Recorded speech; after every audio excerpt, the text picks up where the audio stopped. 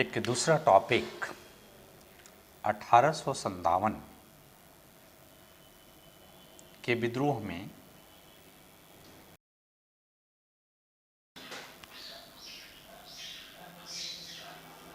वीर कुंवर सिंह की भूमिका।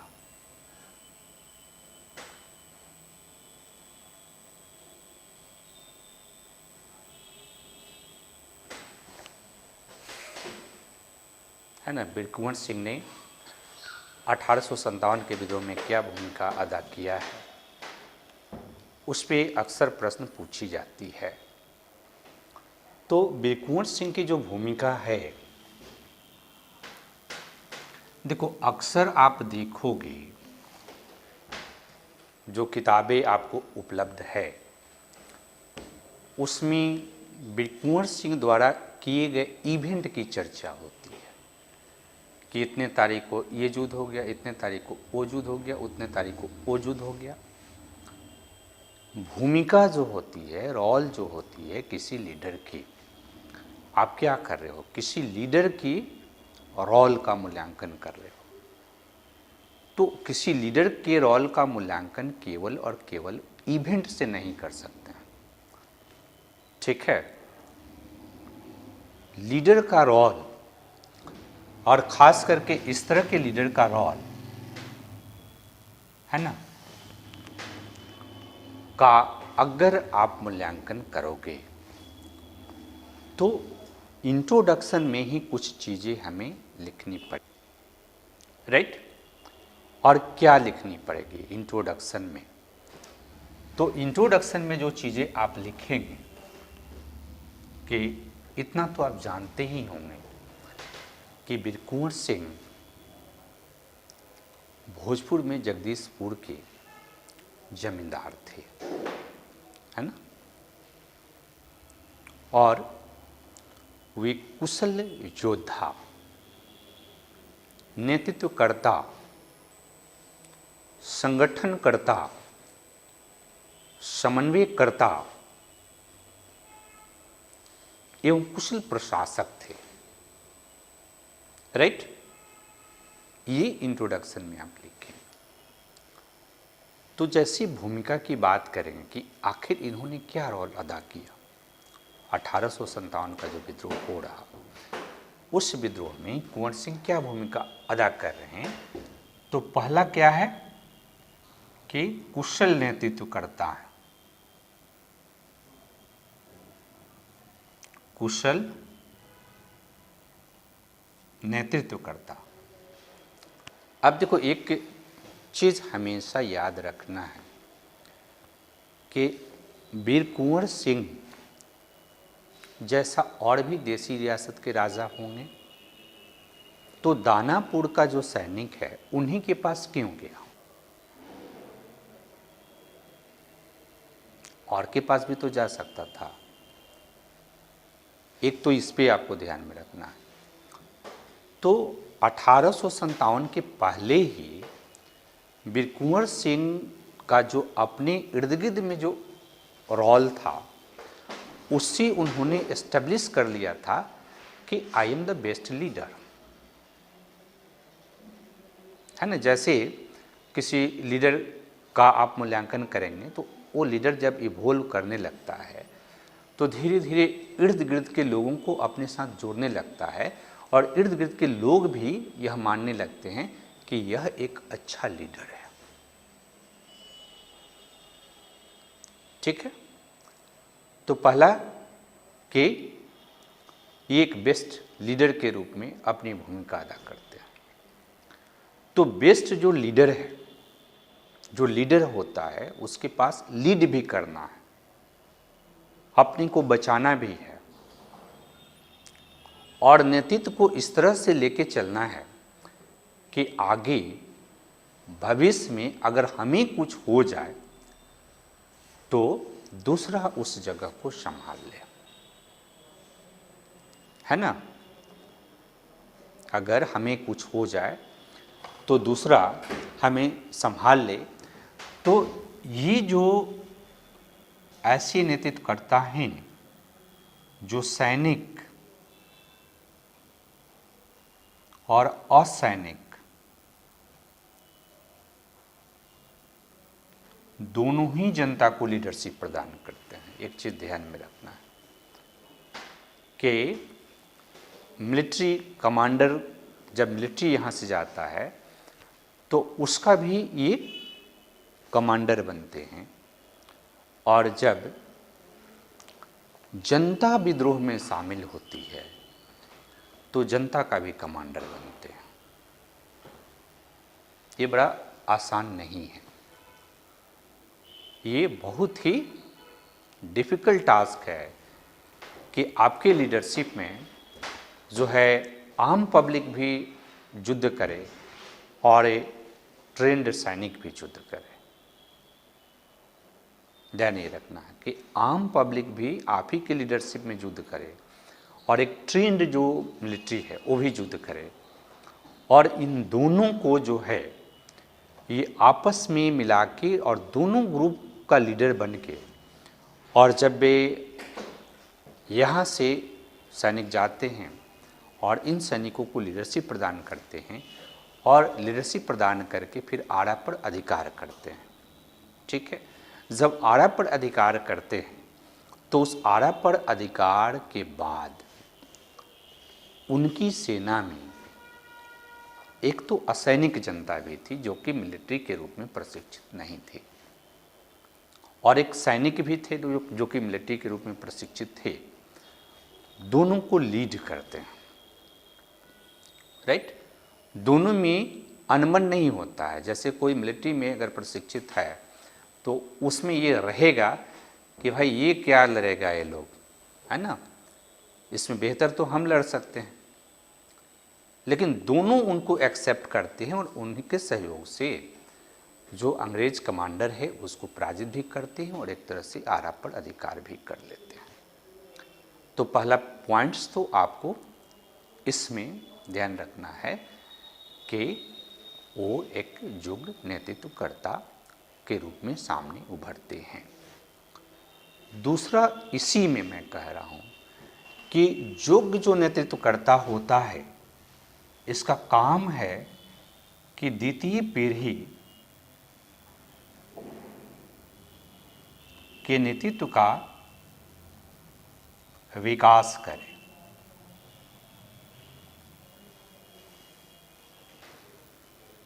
है ना, सेकंड लेयर का लीडर होना चाहिए। जैसे आप देखोगे कई राजनीतिक दल जो हैं उसमें सेकंड लेयर की लीडरशिप वो लोग डेवलप कर लेते हैं, और जो नहीं डेवलप किया वो ख़त्म हो जाएगा। या 1857 के विद्रोह की असफलता की जो हम लोगों ने चर्चा किया, उस असफलता की चर्चा में हमने क्या बातें की कि असफलता का एक ये भी कारण था कि जहां अंग्रेज़ों के पास द्वितीय पीढ़ी के द्वितीय चरण के लीडरशिप थे, वहीं भारतीयों के पास द्वितीय पीढ़ी के द्वितीय चरण के लीडरशिप नहीं थे। है ना, सेकंड लाइन लीडरशिप इसको हम बोलते हैं, सेकंड लाइन लीडरशिप। इस चीज़ को वीर कुंवर सिंह भाप गए थे कि अगर हमें इस विद्रोह को मजबूत करना है, तो विद्रोह को मजबूत करना है तो हमें सेकंड लाइन का लीडरशिप डेवलप करना होगा, और इसलिए सेकंड लाइन के लीडरशिप के रूप में ये अपने छोटे भाई अमर सिंह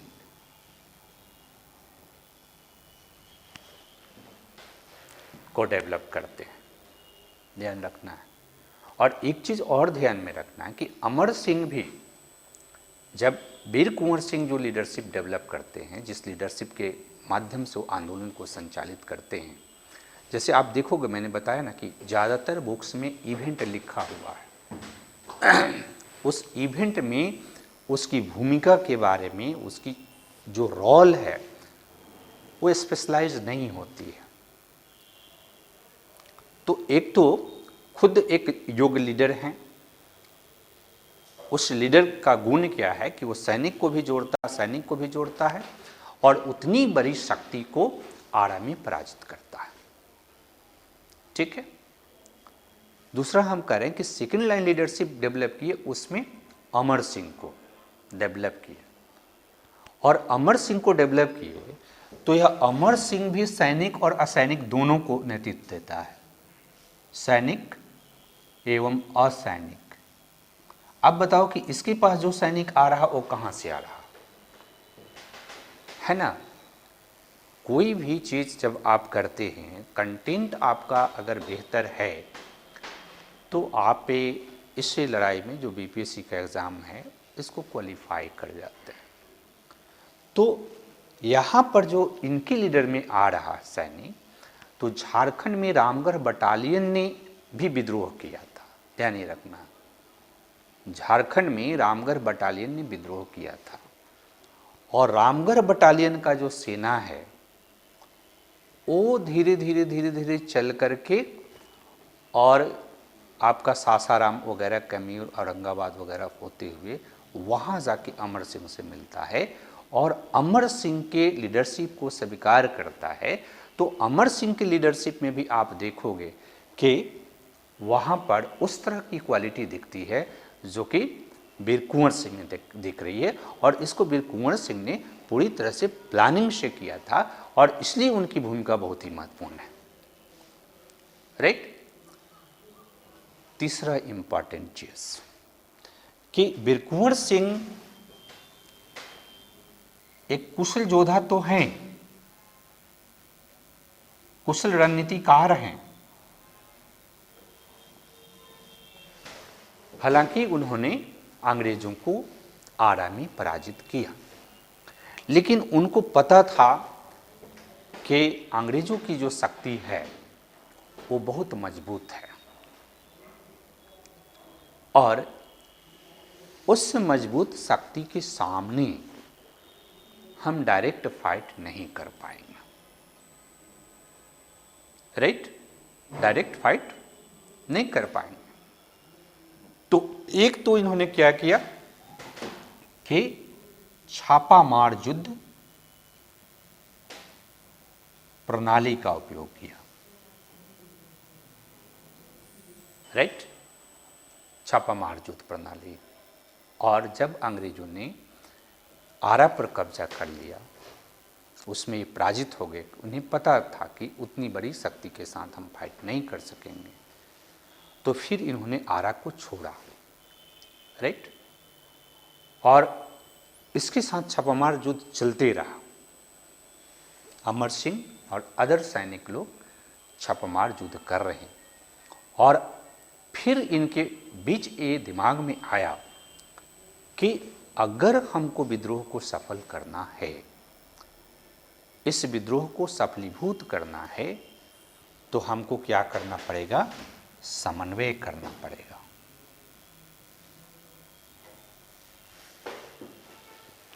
है ना, कोऑर्डिनेशन करना पड़ेगा। तो कोऑर्डिनेशन हम किसके साथ करें?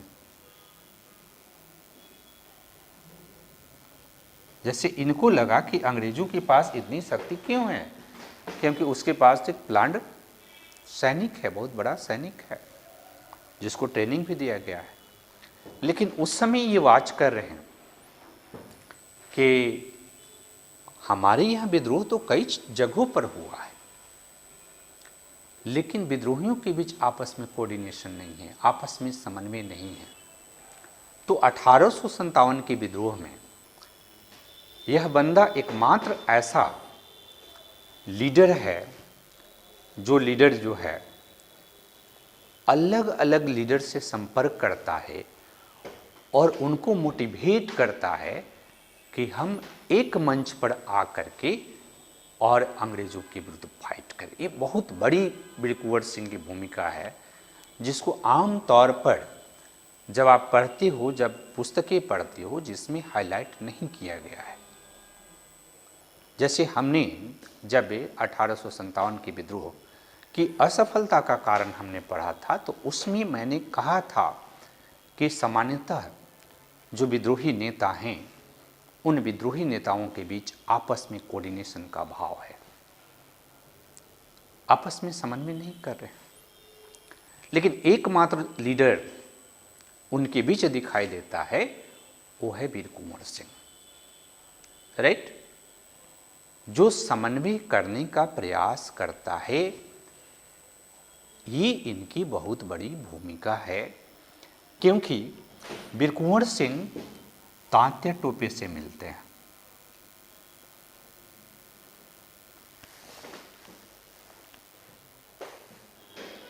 है ना, ग्वालियर में तात्या टोपे। इसके बाद लखनऊ में बेगम हजरत महल और कानपुर में नाना साहब। ध्यान ये रखना है ना। मैं पहले ही कह चुका हूं कि अधिकांश जो विद्रोही हैं, जो नेता हैं, वो अपने चक्कर में थे। वे स्वयं अपने देशी रियासत को बचाने के लिए लड़ रहे थे।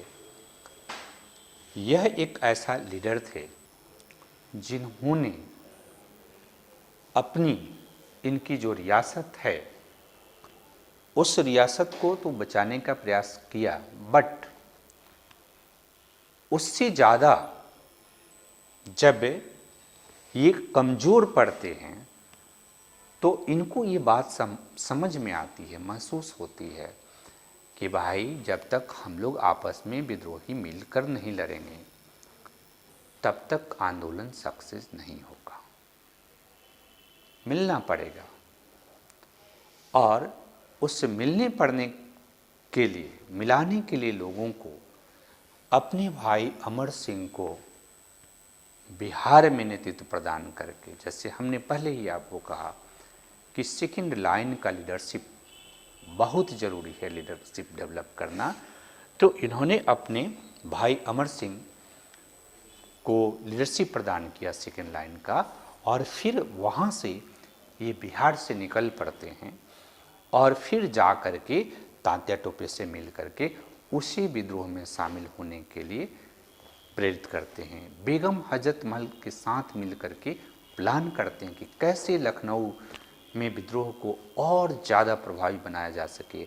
और फिर वहाँ से आते हैं नाना साहब के पास, और नाना साहब के पास आकर के कानपुर में जो युद्ध होता है, उस युद्ध में नाना साहब के कमांडर के रूप में भाग लेते हैं।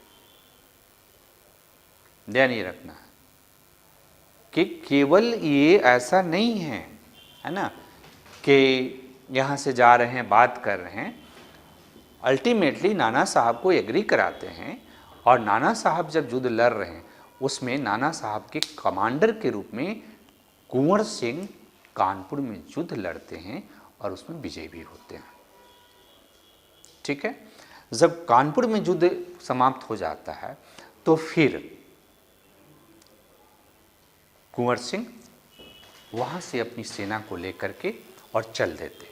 एक चीज़ ध्यान रखना कि बीच बीच में सेना का गठन भी करते हैं, बढ़ाते भी जाते हैं।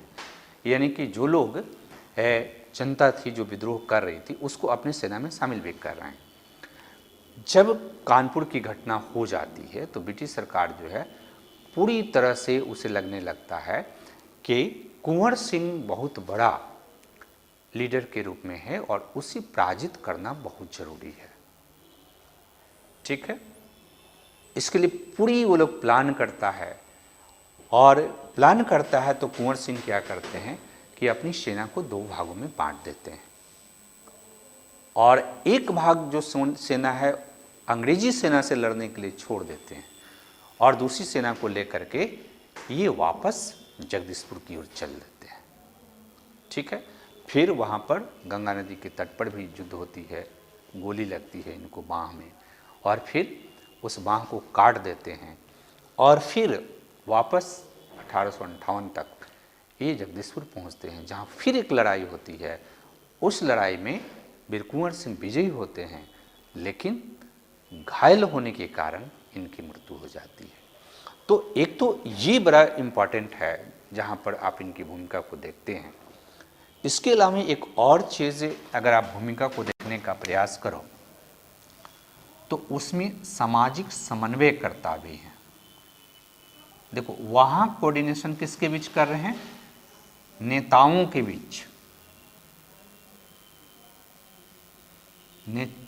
बीच यहाँ कोऑर्डिनेशन कर रहे हैं, लेकिन यहाँ समाज के बीच कोऑर्डिनेशन कर रहे हैं, राइट।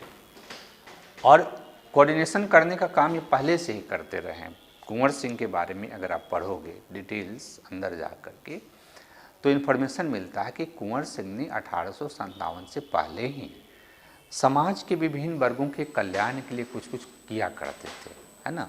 उसमें जाति धर्म से उठ कर किया करते थे। सबसे इंटरेस्टिंग चीज़ क्या है कि ये जमींदार थे, लेकिन इनकी सेना में हरिजन भी है, इनकी सेना में मुसलमान भी है, इनकी सेना में उच्च जाति के लोग भी है, नाई भी है, मध्य जाति की लोग भी है, यानी सभी जातियों के लोग हैं। और चूंकि वेलफेयर का काम, ये पब्लिक वेलफेयर का काम करते थे, ठीक है, पब्लिक के साथ इनका जुड़ाव था।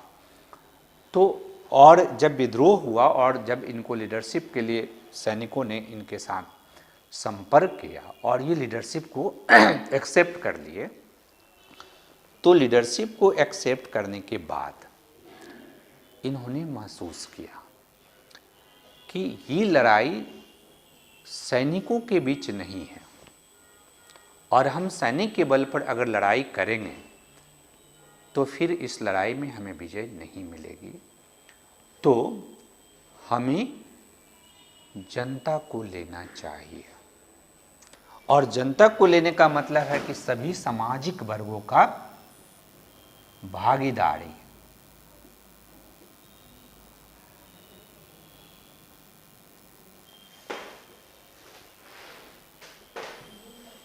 राइट।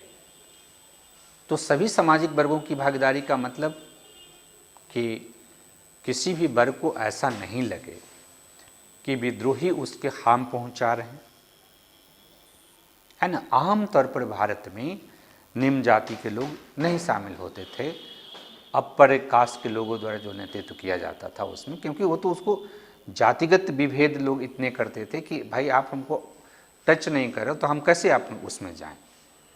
लेकिन यहाँ जब सैनिकों का ये संगठन करते हैं और समाज के सही वर्गों को अपने साथ जोड़ते हैं तो वहाँ पर दिखाई दे रहा कि धीरे धीरे सारे जाति के लोग, सारे धर्म के लोग, सारे संप्रदाय के लोग एक बैनर तले एकजुट होकर के और विद्रोह में कुंवर सिंह की लीडरशिप को स्वीकार करके आगे बढ़ रहे हैं। इसलिए कुंवर सिंह का जो सामाजिक आधार था, यानी इनकी लीडरशिप का जो सामाजिक आधार है, सोशल बेस जो है, ये व्यापक है, जिसमें दलित भी है, आदिवासी भी है, मुस्लिम भी है, उच्च जाति के लोग हैं और मध्यवर्ती जाति के लोग जैसे अहिर, कुर्मी, कोयरी, ये भी हैं।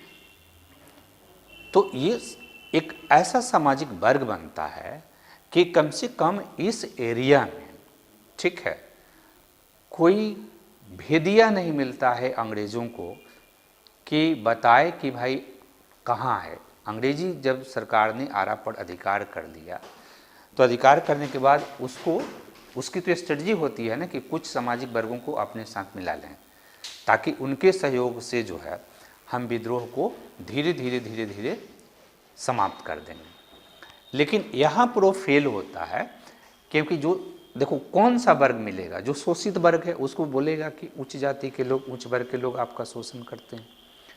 तो एक तो पहले से ही ये निम्न जाति के जो लोग थे उनके साथ भी सोशल संपर्क इनका था और उसके वेलफेयर के लिए भी काम करते थे। और यहाँ आकर के जब इन्होंने महसूस कर लिया कि भाई अगर विद्रोह को सफलीभूत करना है तो कम से कम सभी सामाजिक वर्गों का सहयोग प्राप्त होना चाहिए। अगर सभी सामाजिक वर्गों का सहयोग प्राप्त अगर नहीं होगा तो ये विद्रोह जो है सफल नहीं होगा, और इसलिए ये सामाजिक समन्वयकर्ता के रूप में भी महत्वपूर्ण काम करते हैं। राइट। तो ये वीर कुंवर सिंह की भूमिका हुई। राइट। लेकिन कई बार प्रश्न पूछा जाता है कि वीर कुंवर सिंह की भूमिका का आलोचनात्मक मूल्यांकन करो, है ना। इसकी भूमिका का क्या करो, आलोचनात्मक मूल्यांकन करो। तो आलोचना अब इसमें कैसे करोगे, भूमिका में, है ना। मेंस का जो तैयारी है वो बड़ा सिंपल है, और ख़ास करके अगर क्वालिटेटिव अगर है कुछ चीज़ तो वो बड़ा सिंपली आपको समझ में आ जाएगी। तो आलोचनात्मक जब मूल्यांकन हम करें कि वीर कुंवर सिंह की जो भूमिका है उसकी आलोचनात्मक मूल्यांकन हम कैसे करें, है ना। तो या इसकी सीमाएं क्या है, जो इनकी भूमिका है इस भूमिका की सीमाएं क्या है।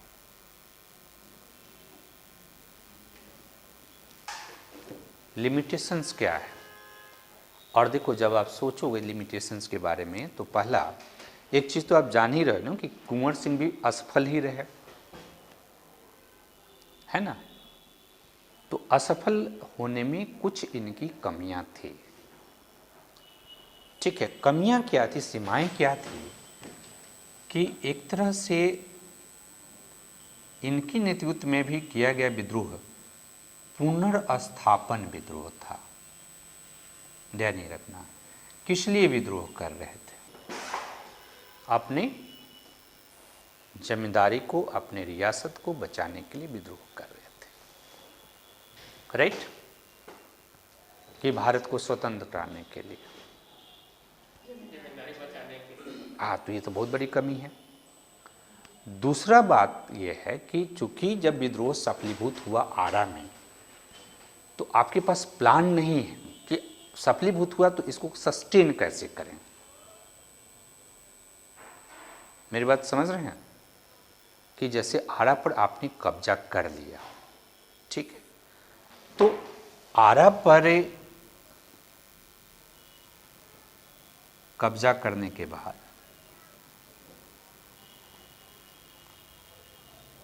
इसके चतुर्दिक सुरक्षा तंत्र मजबूत करने की आवश्यकता थी,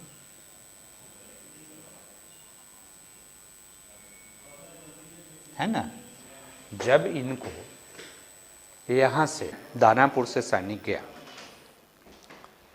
तो दानापुर से सैनिक गया तो सोन नदी पार करके ही तो जाएगा,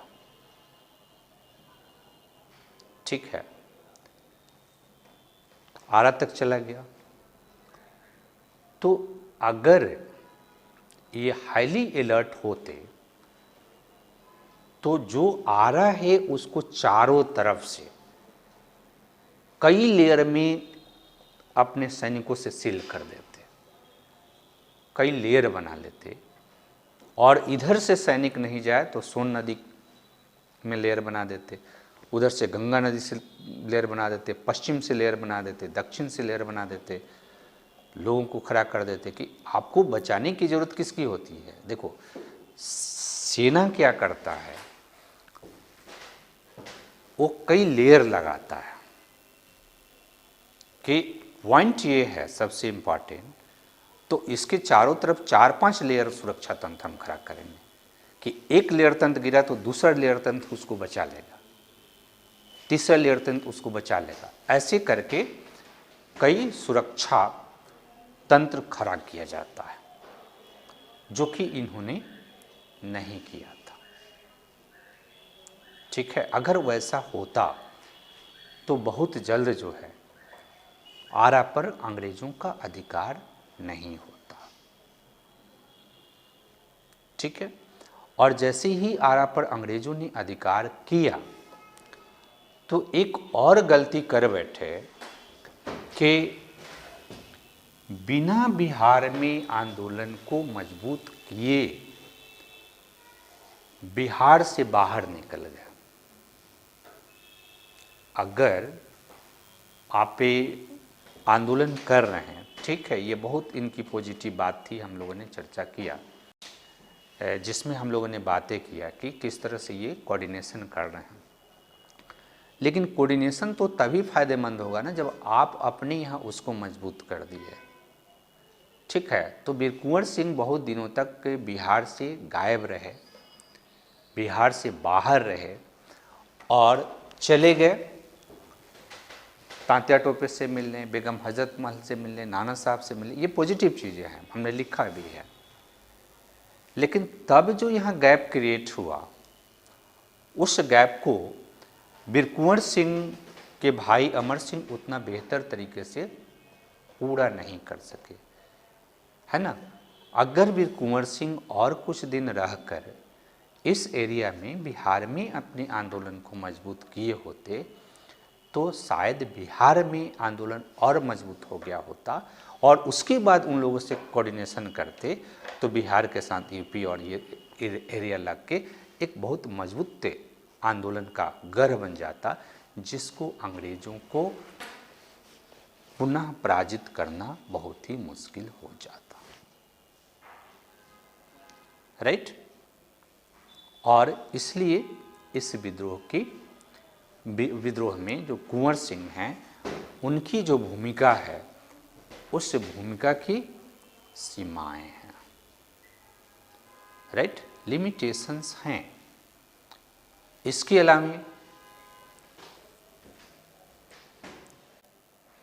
अलावा तीसरी महत्वपूर्ण बात जो है कि अगर ये आधुनिक दृष्टिकोण के व्यक्ति होते तो विद्रोह सफल होने के बाद आधुनिक के प्रशासनिक व्यवस्था, आधुनिक संरचना के निर्माण पर भी बल देते, ठीक है, मॉडर्निटी पर बल देते, जो कि इन्होंने नहीं दिया। और इस कारण से इनकी भूमिका की कुछ निश्चित सीमाएं हैं, लेकिन फिर निष्कर्ष आप जो लिखेंगे उस निष्कर्ष में लिखेंगे कि इस प्रकार उपरोक्त विवरण से स्पष्ट है कि वीर कुंवर सिंह की भूमिका की कुछ निश्चित सीमाएं हैं, किंतु इन सीमाओं के बावजूद बिहार में 1857 के विद्रोह के संदर्भ में वीर कुंवर सिंह की भूमिका बहुत ही महत्वपूर्ण रही, जिसके कारण बिहार 1857 के विद्रोह का एक प्रभावी केंद्र के रूप में विकसित हुआ। राइट। तो ये है 1857 के विद्रोह में वीर कुंवर सिंह की भूमिका।